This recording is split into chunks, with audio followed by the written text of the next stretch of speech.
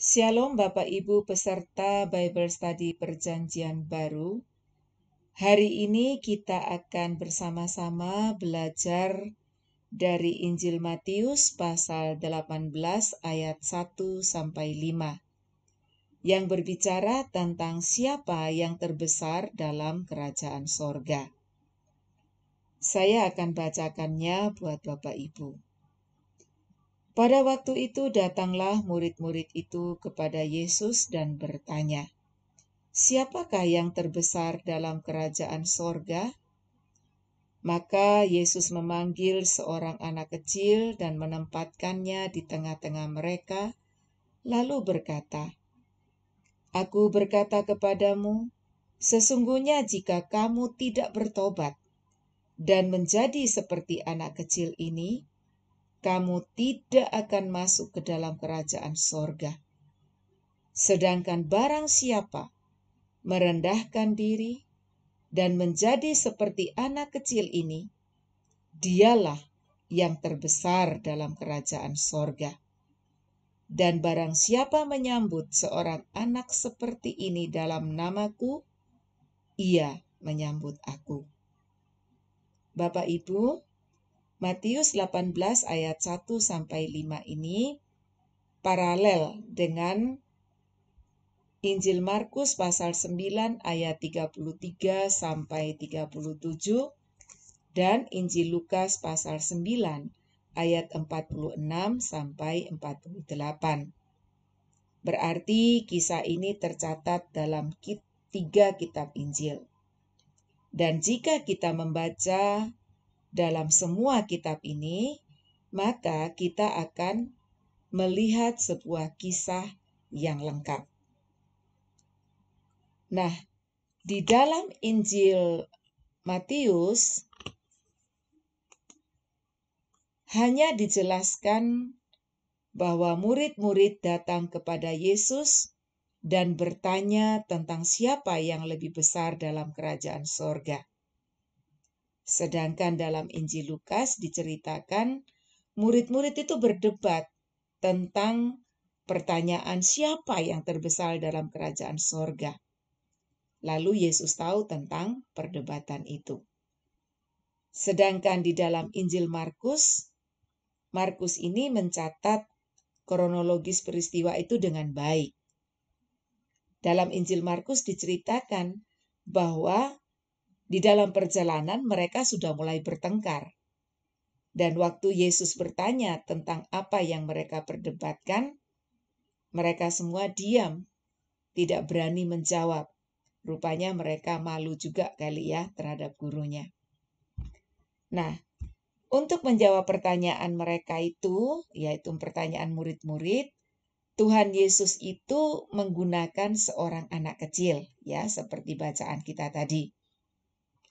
Mungkin kita pun bertanya ya, mengapa sih murid-murid ini kok sampai bertengkar? Hanya karena ingin tahu siapa yang terbesar dalam kerajaan sorga. Nah, rupanya mereka ini punya kepentingan pribadi. Mereka datang kepada Tuhan Yesus mungkin dengan harapan Tuhan Yesus ini menunjukkan salah seorang dari antara mereka, atau mungkin ada keinginan untuk lebih terkenal, keinginan untuk lebih menonjol. Rupanya murid-murid ini sedang mencari atau mengejar kedudukan. Dan tentunya hal itu menjadi kebanggaan tersendiri bagi mereka. Jadi pikiran murid-murid waktu itu duniawi banget.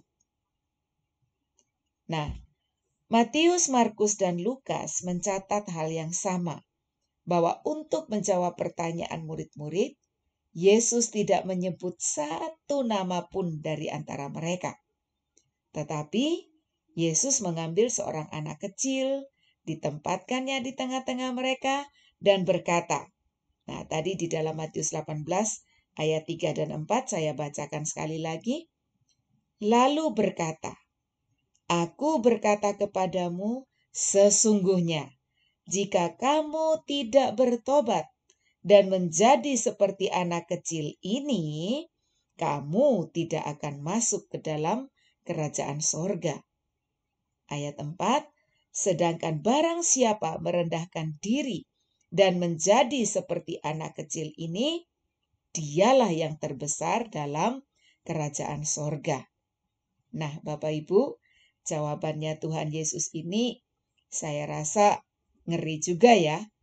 Artinya begini, murid-murid aja yang sudah melayani dengan kuasa Tuhan, ya, ketika Tuhan Yesus mengutus mereka, mereka kan dilengkapi dengan kuasa. Mereka melayani.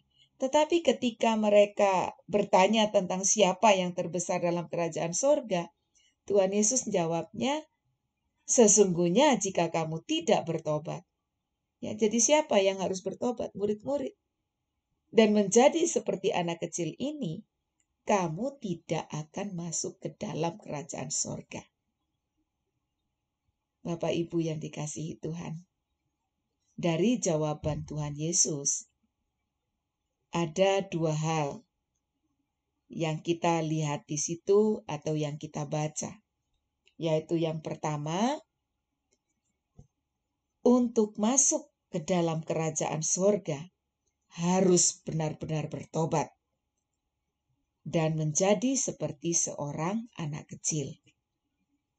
Nah, apa artinya bertobat? Bertobat artinya berbalik arah. Dari arah yang salah ke arah yang benar. Dalam hal ini termasuk pikiran yang salah, kemauan yang salah, perasaan yang salah. Nah, kita harus bertobat dari itu. Tuhan Yesus tahu pikiran murid-muridnya. Murid-murid mulai merasa hebat. Karena apa? Sebelumnya kepada mereka Tuhan Yesus telah memberikan kuasa untuk menyembuhkan orang sakit ataupun juga untuk mengusir setan. Bapak Ibu masih ingat kan pada saat murid-murid diutus oleh Tuhan Yesus, mereka kan dilengkapi dengan kuasa. Ya kan? Nah, sehingga kemungkinan dalam pelayanan mereka mulai jor-joran, istilah orang Jawanya ya. Tepatnya, mereka mulai menunjukkan kehebatan mereka. Mereka lupa bahwa semua keberhasilan pelayanan yang mereka lakukan bukanlah kuasa mereka, tetapi kuasa Allah yang diberikan kepada mereka. Dan Allah sendiri yang meneguhkan pelayanan mereka dengan tanda-tanda ajaib. Jadi Tuhan Yesus mengingatkan mereka untuk bertobat, supaya mereka masuk kerajaan sorga. Lalu, apa artinya menjadi seperti seorang anak kecil dalam ayat ini? Ini berhubungan dengan masuknya seseorang ke dalam kerajaan sorga. Jadi, bukan berarti untuk masuk kerajaan sorga itu kita harus menjadi seperti seorang anak kecil secara fisik. Bukan. Saya lebih senang menggunakan kata, yakni memiliki iman seorang anak kecil yang polos, yang tulus, apa adanya. Iman yang tidak mengandung ambisi pribadi, artinya iman yang tulus, benar-benar tulus. Iman yang tidak ada embel-embelnya, seperti itu ya. Tapi menyadari bahwa iman yang saya miliki itu adalah anugerah Tuhan. Dan kuasa yang saya punya itu dari Tuhan. Dan digunakan untuk kemuliaan Tuhan. Jadi jawaban Yesus yang pertama ini adalah menyadarkan murid-murid untuk bertobat. Dan jangan bahas hal-hal yang tidak penting. Apalagi sampai bertengkar. Jadi tadi saya katakan murid-murid pada waktu itu memang duniawi banget. Lalu yang kedua, untuk menjadi besar dalam kerajaan surga, harus rela merendahkan diri dan menjadi seperti anak kecil. Merendahkan diri artinya memposisikan diri pada posisi terendah. Jangan sombong, jangan merasa diri hebat, tapi sebaliknya, merendahkan diri seperti Yesus yang rela menjadi hamba sekalipun dia adalah Tuhan di atas segala Tuhan. Coba kita bandingkan sebentar dengan Filipi pasal 2 ayat 5 sampai 8 ketika Rasul Paulus berbicara atau menulis surat kepada jemaat di Filipi. Demikian bunyinya. Hendaklah kamu dalam hidupmu bersama menaruh pikiran dan perasaan yang terdapat juga dalam Kristus Yesus, yang walaupun dalam rupa Allah tidak menganggap kesetaraan dengan Allah itu sebagai milik yang harus dipertahankan, melainkan telah mengosongkan dirinya sendiri dan mengambil rupa seorang hamba dan menjadi sama dengan manusia. Ayat 8, dan dalam keadaan sebagai manusia, ia, yaitu Yesus, telah merendahkan dirinya dan taat sampai mati, bahkan sampai mati di kayu salib. Bapak Ibu yang dikasihi Tuhan, Yesus telah menunjukkan, memberikan teladan kepada murid-muridnya agar mereka meneladani Yesus. Yesus dikatakan mengosongkan diri, mengambil rupa seorang hamba, taat sampai mati, bahkan sampai mati di kayu salib.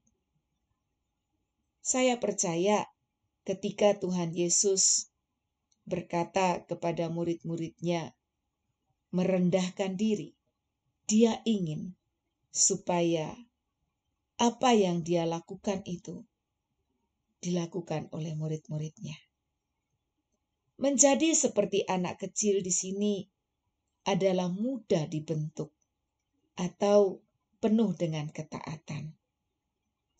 Dalam hubungannya dengan merendahkan diri supaya menjadi besar dalam kerajaan sorga, maka seseorang harus mau menjadi hamba yang melayani, siap dibentuk, serta penuh ketaatan. Jadi jawaban Yesus yang kedua, untuk menjadi besar dalam kerajaan sorga, jadilah seorang yang siap di posisi terendah, yakni menjadi seorang hamba yang siap dan selalu melayani di dalam ketaatan. Kemudian selanjutnya di dalam Matius 18 ayat 5, Tuhan Yesus berkata, dan barang siapa menyambut seorang anak seperti ini dalam namaku, ia menyambut aku. Nah, dalam ayat ini Tuhan Yesus sedang mengajarkan tentang penyambutan terhadap seorang anak. Seorang anak berharga di hadapan Tuhan. Jangan pernah meremehkan seorang anak. Dan menyambut seorang anak dalam nama Yesus, dikatakan itu sama dengan menyambut Yesus. Nah, apa yang Yesus sedang ajarkan di sini? Tuhan Yesus sedang mengajarkan kesatuan antara dirinya dengan orang yang percaya kepadanya, sekalipun itu adalah seorang anak kecil. Nah, Bapak Ibu yang dikasihi Tuhan, dari perikop ini ada beberapa hal yang dapat kita pelajari, yaitu yang pertama, mari kita hidup di dalam pertobatan. Ya, pertobatan. Pertobatan itu terus-menerus karena kita ini tidak pernah luput dari kesalahan, apakah itu kesalahan di dalam berpikir, di dalam perasaan ataupun kemauan, apalagi di dalam tindak tanduk kita. Ya, jadi bertobat dari segala pikiran, perasaan, kemauan, tingkah laku kita yang membawa kita kepada kesombongan diri. Atau bertobat dari mengejar dunia yang akan membawa kita kepada keangkuhan hidup secara duniawi. Yang kedua, mari kita memiliki iman yang benar, iman yang tulus, seperti iman seorang anak kecil. Yang ketiga, mari kita memposisikan diri kita sebagai seorang hamba yang siap melayani, yang rela dibentuk, dan penuh ketaatan kepada Kristus sebagai Tuhan atas hidup kita. Dan yang keempat, ingat bahwa setiap orang yang percaya Yesus, sekalipun dia seorang anak kecil, menjadi satu dengan Yesus. Haleluya. Bapak Ibu yang terkasih, ini yang bisa saya sampaikan pada hari ini. Untuk selanjutnya, kita akan lanjutkan dengan diskusi bersama di grup WhatsApp dengan nomor 0852 111 33349 pada pukul 19.00. Jika ada pertanyaan, Bapak Ibu silakan tulis terlebih dahulu di grup ya, di grup WhatsApp maksud saya. Supaya nanti kita bisa membahasnya bersama-sama. Dengan banyak bertanya, kita akan bertumbuh ya. Akhir kata saya ucapkan selamat belajar, selamat bertumbuh. Tuhan Yesus memberkati.